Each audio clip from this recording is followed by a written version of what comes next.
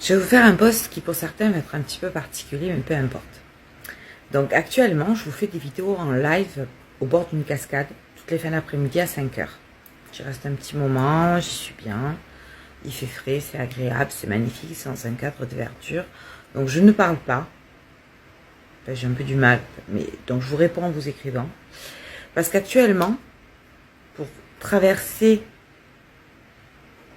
ce pont énergétique que nous sommes en train de vivre, ces transformations, la cascade où les eaux se déversent est très intéressante. Donc c'est l'énergie à laquelle il est le meilleur de se connecter. Donc si vous avez une cascade près de chez vous, allez-y. Sinon donc rendez-vous tous les jours à 17 h pour passer du temps en silence, vous régénérer. Il y a aussi au bord de cette cascade, et je vous les ai montrés aujourd'hui, des libellules. Donc la libellule représente la transformation. Le papillon aussi. Et donc le papillon, c'est une période d'enfermement, de réflexion pour la transformation. Donc c'est une transformation qui peut se faire aussi en passant de l'enfance à l'adolescence, de l'adolescence à l'âge adulte, etc., etc. C'est un process, on va dire, naturel, c'est logique.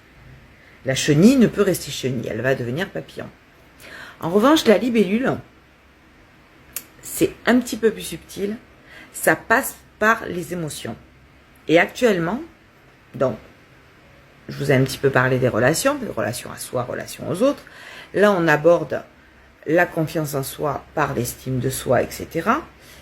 Donc, on passe par des émotions. On doit filtrer nos émotions. On doit faire en sorte de les neutraliser, c'est-à-dire de les rendre neutres. C'est-à-dire, on ne les détruit pas. Non, on en fait quelque chose, mais c'est surtout qu'on les rend neutres sur l'impact qu'elles ont sur nous.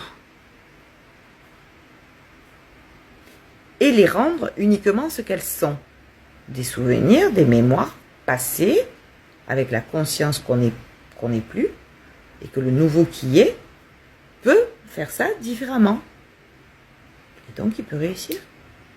Mais c'est en expérimentant, dans le présent, en étant soi maintenant et non plus l'enfant, l'adolescent blessé ou la personne un petit peu plus jeune, ou même si c'était hier le passé, on s'en fout. Hein.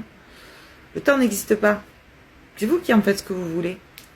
C'est vous qui restez enfermé dans avant ou qui agissez maintenant. Donc plus de réaction de victimisation, l'action de quelqu'un de responsable qui veut aller de l'avant, qui veut s'en sortir, et donc il laisse couler le flot, qui traverse ses émotions et qui change.